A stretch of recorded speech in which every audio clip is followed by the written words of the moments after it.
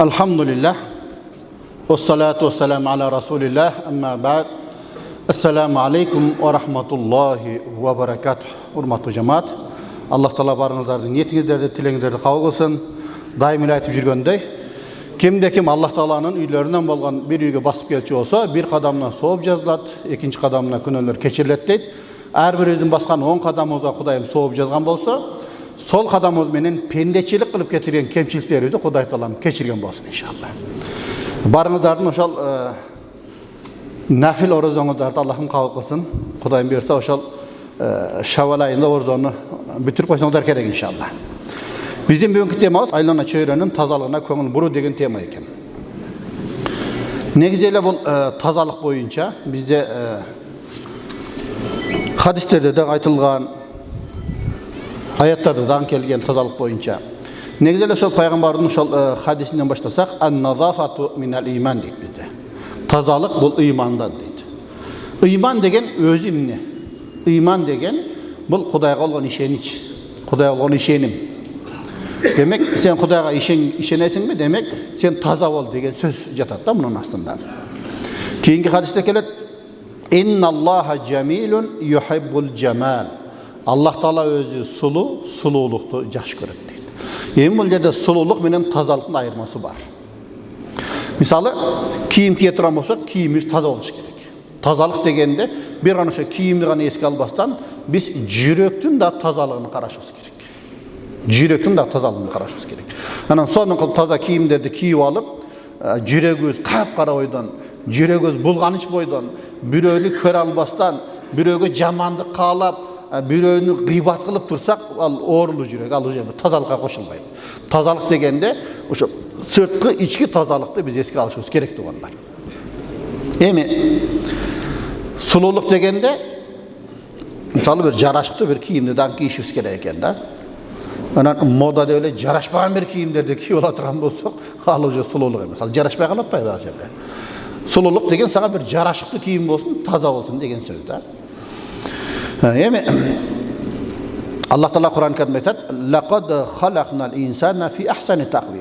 Allah Teala şu insandı men en sonun koz bir kelbette jarattım deyip. Demek insan özü bir koz bol jaratılgan ekemiz da. Koz, sulu bol jaratılgan ekemiz. Emi bizde sulubuz bu, demek bizge tazalık gerek eken. Emi tazalık degende tazalıktın türleri köp diýenler. Tazalıktın türleri köp. En birinci bizde denenin tazalığı var. Deneni biz tazalaşыбыз gerek. Darat alıp günde 5 mal darat alabız. Jok degende 3 mal darat alabız. Juma günü kelgende jumaga misalı sen gosul alıp, juunup turup, jakşı kiyimlerini kiyip, jitty bolup kel deyip. Nege? Sebebi oşol bir jumada koomluk jayda bulçu. Kelgende senin janыңdaky adamlar oşo bayağı orça aytmakçı приятный boluş gerek da bayağı jerde. Jakşına kiyinip, anan bayağı koltuğun jittanyp turbasın deyip bayağı jerde, näskin jittanyp turbasın. Ha bayağı jerde. Taza bolup bir jittularda sevinip geliş gerek özü bu jerde. Keyler var oşol jok degende jumaga kelgende bir tazalıkta karmaydı da. Oşol näskisin bütün juýutda şo kurgatpayly kiyip alam, ne bolat? Oşol boydan kelet, kede bunu palastarga juup kalat, kilemlerge, al jerge sajdaga baş koygan adamdын köňüli aýnyt da bayağı jerdeçi. Oşondan tazalykty bit karaşybыз gerek diýenler. Jok degende jumaga kelgende oşol jaňyrak bir näski kiyip gelgeniniz jakşy. Ha? Sebul jerde arkanda adamlar bar da. Ana bir ata sevinip, jitty bolup, jakşyna kiyinip gel. Oşo jumada juunu bul da tazalyk. Gosul kılıp bu sünnet bilesler. Jumada jok degende sen oşol ne? Juunup tazalanyp, şampundanyp, jakşı jittyrak bolup keliş gerek da. Negidi janynda turgan adamga kiçine bir jakşyrak boluş gerek. Jaşoda biz bardyk tarmakta tazalykty karaşybыз gerek eken. Antkeni tazalykty bizde şeriat jaktyrat. Şeriat jaktyrat. Şeriat oşo tazalykka buyurat. Bardyk tazalyk, çöýrenin tazalygy birinci biz üýden başlalat eken da. Üýden başlalat. Egerde üýde biz taza bolup turup, bala çakabızga tazalykty üýretsek, köçede de oşonda taza bolat eken da. Üýde her bir nerse başalaman, arjakta jatyp, anday kılıp turup, jep alıp taşlap, emete turan bolsak, baldardagy oşo könüp kalat eken da. Men bir maşina menip ketip atsam, aldymdagy bala oşol bir emen içti, suwuny içti dagyn stakandy ırgıt sırtqa. Мен терезенің башын шығар, дос, сен таштабасаң, дағы бір атабызға оқшаған бір ақсақал дағы бір тазалайды ошаны біреу жинайды керек десем, қайсы ақсақал тазалайды екен? Деп тұр, орын дейді да баяғы жерде. Қарасаңар, тәртіп жоқ та, үйден айтқан емес та. Мысалы, ошон таштардан мұрда ойлашуыз керек та. Дағы бізден бір туғанымыз ошо көшені тазалаш керек та. Дамыр тазалаш керек. Ошондуктан ошо тазалыкты, чөйрөнүн тазалыгы бул үйдөн башталат. Мисалы кейде машина менен баратканда, ошол ар кандай мусорлар дырыктат, кейде памперсти ырыткандарды көрүп калабыз да, элестетип көр. Ошо кантип болсун? Ошол энеден кандай тарбия алат бала? Үйдөн башталыш керек ошол нерсе. Эми ал памперс көчөдө жата турган болсо, элестетип көр, кандай көрүнөт. Кудай сактасын. Ошол нерсени биз өзүбүз үйдөн башташыбыз керек экен. Анан мисалы тамак ашыбыз таза болуш керек, биздин ичкен суубуз таза болуш керек, жоксо биздин көчөбүз таза болуш керек. Мына жаз келип Кудайга шүгүр, жыл сайын эле бизде ошо жаз келгенде ишемилик деп коёт, ишемиликтер уже башталды. Көчөнү ошол жерде биз жардам беришибиз керек. Өзү негизи тазалаш керек эмес, негизи көчөнү булгабаш керек да. Ошол нерсени эске алышыбыз керек. Тазалаш эмес, булгабаганга үйрөнүшүбүз керек. Мисалы, мындай кызыгып карайсың да, мисалы тазалык боюнча кайсы мамлекеттер, мисалы, мына Японияда уже жанакы мусор чака деген жок экен, эс ала турган жерлерде. Баардыгы өзүнүн пакетин жанына салып жүрөт экен. Керек болсо тамеки тартпайт экен ошол жерде. Баягы жерде жүрөт, ошол өмөдө. Бир фильм тарткан экен, адепсиз балдар бар дейт, сигарет чегет дейт. Бирок алар дагы эмне, стакан көтөрүп алып туруп, ошол жерге эмесин таштайт экен да, күлүн. Колунда көтөрүп алат экен. Ошону адепсиз деп эсептеп атат да баягы жерде. Карасаң, бизде эмне, сигаретти чегеп дагы ошо көчөдө ыргытып коёт. Сагызды чайнайт дагы көчөгө түбү деп ыргытып коёт, балчайт. Өзү негизи бизде шариятыбыз боюнча сагызды аял чайнаш керек. Эркек мисвак пайдаланыш керек. Билесиздерби ошону? Аял чайнаш керек сагызды. Бизде болсо ошо аялдар ошо деп бир ыңгайсыз көрүнөт баягы жерде. Сагыз чайнап алат көчөдө, кээ бир эркектерди. Чоң-чоң кишилер эле чайнап алат. Бул адептен эмес да, адептен эмес. Эркек мисвак пайдаланыш керек. Анда дагы үйдө дарат алганда мисвакты пайдалангыла дейт. Сагыз бул аялдардыкы, аялдар чайнаш керек дейт аны. Эми аялдар чайнаса да кичине жагымдуураак го, мисалы. Кылыктан кандай болот. Эркектер чайнап алат го, жана балчетип туруп, экөөчөнү кошо чайнап алам, эмне болот баягы жерде? Ошол вообще адепсиздик да. Ошондон анан ошондо ham көчөгө таштайт. Эми көчөгө таштаганда көбүнчө билесиздер, көчө шыпырган биздин бир агабыз, же болсо энебиз, же эжебиз, энебиз ошол жерде тазалайт. Ал жабышып калат, аны кырып тазалаганын көрөсүң да баягы жерде. Ошондуктан биз ошо чөйрөгө бир аяр мамиле жасашыбыз керек тугандар. Эми мешітке келгенде біз айттық, жанақы мені жақшына ғусул қылып келіс керек деп едік пе? Аллах Таала Құранда айтады: "Я бани Адама худу зинатакум инда кулли масжид." О адам перзенттері дейді. Әрбір ибадатқа дейді, таза, жақшы киімдерді кигіле деп Аллах Таала өзі бұйырған. Демек, мешітке келгенде таза, ыңғайлы, жақшы киімдерді киіп келе деп тұрып бұйырған. Эми бұл жерде ошол жүректің дагы тазалыгын эске алышыбыз керек. Мисалы, ол кийимдин тазалыгын Аллах Таала пайгамбарга деле буйрган да: "Ва сиябака фатахир." Сен кийимиңди таза карма деп. Бирок бұл жерде жүректің да тазалык керек экен да. Жүректің тазалыгы дегенде көрө албастык, анан бирөөнүн кызганыч деген нерселерден тазалаш керек. Анан бой көтөрүү деген нерсе болот адамдын жүрөгүндө. Пайгамбар айтат, кимдин жүрөгүндө эгер кыпындай бир кибирлик, бой көтөрүү болсо, ал бейиштин життен життабайт дейт. Жүрек дагы таза болуш керек экен да. Жүрек дагы таза болуш керек. Анан ушак деген нерседен таза болуш керек. Бирок ушакта башка кылып Кудай сактасын. Эми чөйрөнү негизи тазалаш эмес, булгабаш керек дедик. Анан ошол эле убакта тазалыкка, мисалы, сууну деле биз үнөмдөшүбүз керек. Мисалы, пайгамбарыбыздын хадисинде келет: "Эгер сен агын суунун жанында дарат алып атсаң дагы сууну ысырап кылба" дейт. Карасаң, суу агып атат дария. Ошол жерден дарат алсаң дагы сууну ысырап кылба дейт. Мисалы, пайгамбарыбыздын дарат алган идишин көрсөк, ошо 700 грамм болгон экен, кичинекей бир идиш. Мурдакы жумаларда бир көрсөткөм, эсиңерде болсо. 700 граммга пайгамбарыбыз дарат алган экен. А бизде 700 грамм менен оозу мурдубузду эле чайкайбыз, а? Ошонун үчөөсү бириккенде пайгамбар гусул кылган экен. 3 литр сууга гусул кылган экен да. А бизде 3 литрге даратка жетпей калат да биздики. Карасаңыздар. Ошол жагында бир карашыбыз керек. Себеби ал деле ошол бир табият да. Мисалы кээде даратканда көрүп калабыз, бирөөсү мисак тартып отурат, сууну агызып коюп турат. Таксыр, о сууну жаап коюңуз, ысырап кылбай десем, мечит төлөйт да дейт го. Өзү мисак тартып тазалап отурат. Ошо сууну да ысырап кылбашыбыз керек. Керек болсо агын сууну дагы биз ысырап кылбашыбыз керек. Азыр айрыкча жаз келип тур, бизде эмелер башталды. Тоого чыкмай башка башталды. Ошол жерде дагы биз этият болушубуз керек экен да. Мисалы машинеге отурганда жок дегенде бир пакет коюп коелу. Өзүбүздүн машинебизге.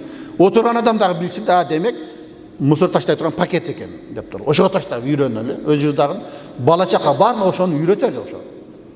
Мисалы талаага чыкканда дагы эс алганы бүт пакет алып артып, бүт пакеттерди өзү жыйнап кетели. Эми мисалы азыр билесиздер, Кыргызстандай бир жер дүйнөдө жок да. 5тей жерибиз бар. Эми ошол жерде мисалы желим пакет, желим бөтөлкө, стакан, чирбей турган нерселер. Ошол нерселерди алып барып эле таштап кетет. Эми мен ошол жерде калдыктарды өзү менен кошо алып кетип жүрсөк жакшы болот эле да. Айлана чөйрөнү коргоо боюнча, мисалы Ысык көлдө 2 жылдан бери ушундай бир мыйзам кабыл алынды. Желим пакеттерди пайдаланбайт деп. Байкап атасыздарбы ошону? Жалаң баягы кагаз пакетке өтүп атат. Себеби баягы кагаз жерге түшсө дагы чирийт экен да. А бер пластик пакеттер чирбейт экен. Бөтөлкө 100 жыл, 200 жыл чирбейт экен. Баягы жерде. Ошондуктан туугандар, ошондой нерсеге дагы биз аракет кылалы. Себеби өзүбүздүн эле табиятыбызга зыян. Эртең урпактарга биз жакшыраак бир бейиштей жерибизди калтырышыбыз керек. Анын үчүн биз өзүбүз туура тартипте болсок, балдарыбызга көндүрсөк, биздин балдарыбыз неберелерибизге жакшы жерди калтырат да. Ошол жагынан биз кичине ойлонойлук туугандар. Тазалыкты үйрөтөлү. Анан жок дегенде мисалы бир эмен угуп калдым.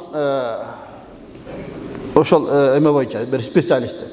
Жок дегенде дарак-барак экпесеңер дагы мисалы талаага барганда жок дегенде дейт, өрүк шабдал жей турган болсоңор, ошонун денегин ошол жака ыргыткыла дейт. Башка мусор таштагыла дейт. Таштасаңар ошону таштагыла дейт. Мүмкүн дейт, ошол көчөт болуп өсүп, бактара көбөйөт дейт баягы жерде. Карасаң, мисалы макул дейт, таштасаңар ошону таштагыла дейт. Баягы специалист айтып атат да. Мисалы өрүктү жеп туруп денегин таштаса, баягы жерден өрүк чыгат да. Шабдалын жеп туруп денегин таштасаң, шабдалы чыгат дегендей. Кыскасы эмне? Биз табиятка өтө биз назик мамиле жасашыбыз керек экен. Жок эле дегенде дейт да. Жок дегенде биз пайдабыз тийсин ошо табиятка дейт.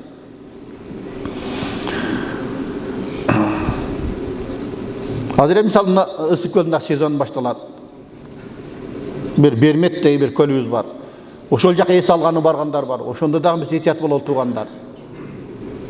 Ошол жерде дагы тазалыкты сакташыбыз керек. Ал эмес мисалы азыр көчөгө чыкканда эле карасак, күн сайын эртең менен уйкусун безип аталарыбыз жүрөт, энелерибиз жүрөт, агаларыбыз, инилерибиз жүрөт, аялдар жүрөт, көчө шыпыр тазалап.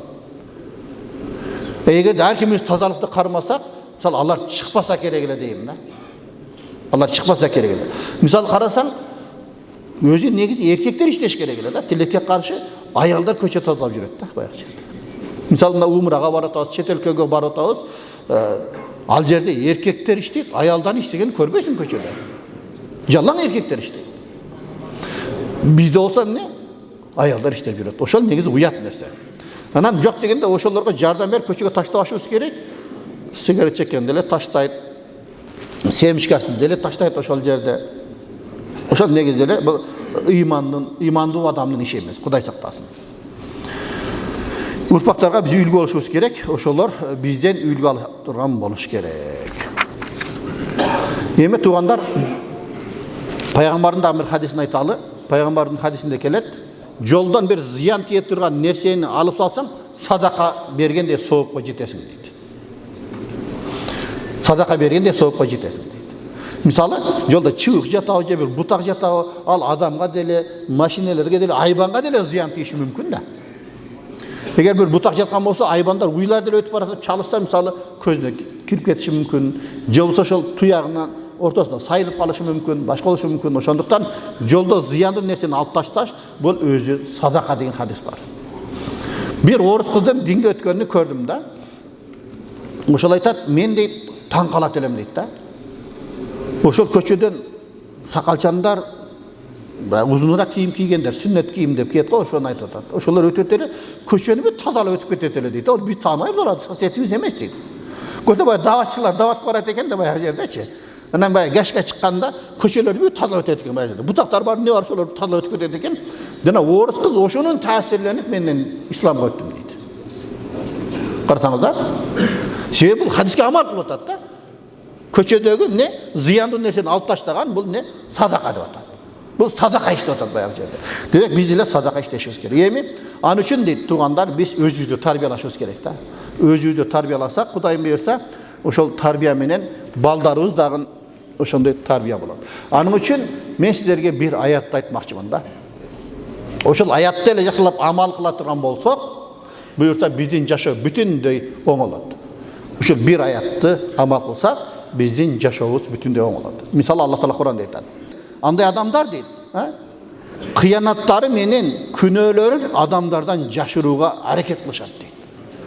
Өзүнүн бир күнөөсүн, кыянаттарын адамдардан жашырууга аракет кылышат да, Аллах Таала баарын көрүп тургандыгын эч ойлошпойт дейт. Демек, адамдардан жашырат күнөөнү, Аллахтан жашырбайт дейт. Карасаң,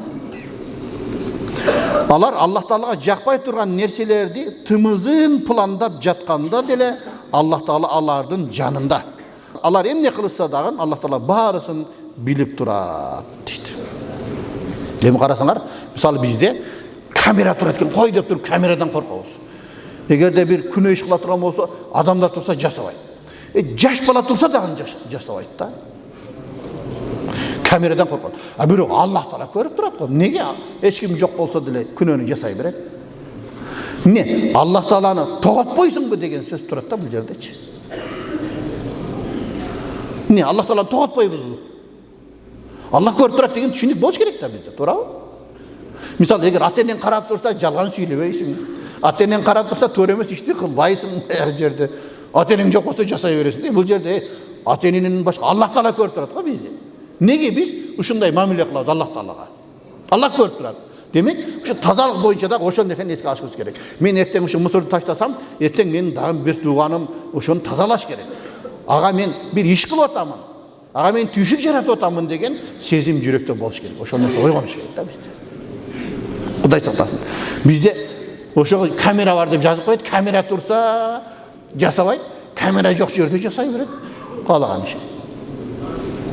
Ошондон туугандар, бул жерде ушундай суроодо, не сен Кудайды тоготпойсуңбу деген суроо жаралат да бул жерде. Неге Кудай көрүп турат деп сен жасабай койбойсуң? Кудай көрүп турса жасай бересиң, адамдар турса жасабайсың. Бул жерде Кудайдан эмес, адамдардан корксак, бул негизи ширк болуп калат, Кудай сактасын. Ширк болуп калат бул. Аллахтан эмес, башка бирөөдөн корко турган болсок. Мисалы, Аллахтан эмес, башка бирөөгө сыйынсак, бул ширк да, туурабы? Корккондо деле Аллах Тааланы эмес, адамдардан корксак, бул деле ширкке жакындашып калат, Кудай сактасын.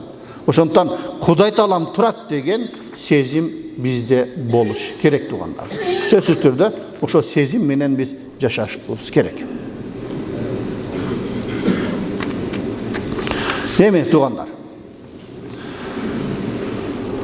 бул жерде мына эгер ушул аятты бир жакшына түшүнүп кое турган болсок, биздин жашоо бүтүндөй өзгөрөт экен да. Биздин жашоо бүтүндөй өзгөрөт экен.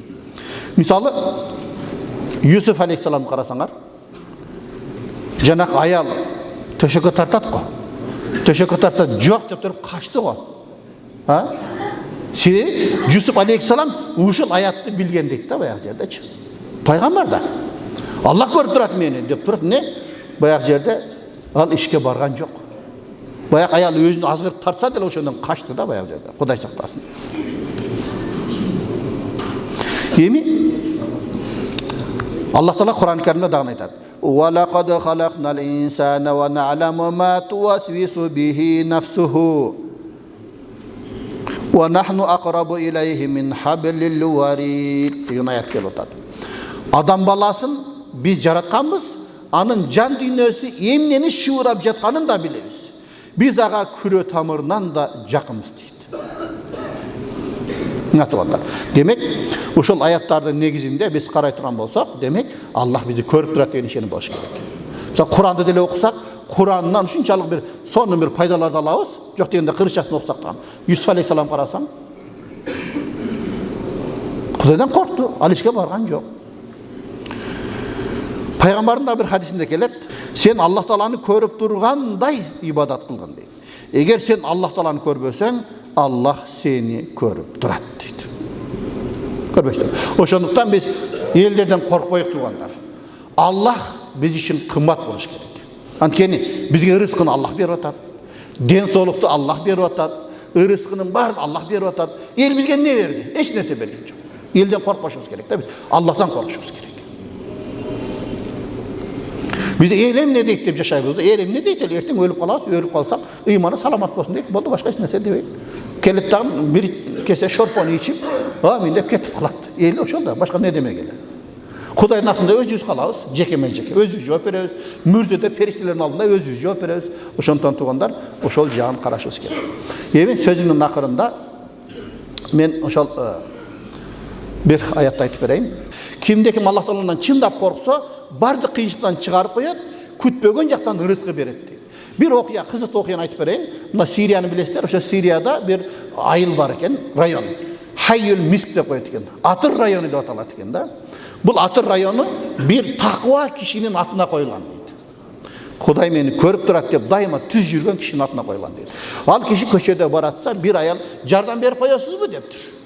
Makul versem bereyin dep tur eşten kirse darbadan jawap turdan emi meni zınaga barasın deptir. Meni zına kılasın, bolbosa meni zorduktady dep kıykırıp şermenini çıkaram deptir. Karasaňlar iki çoktun ortasında kaldı.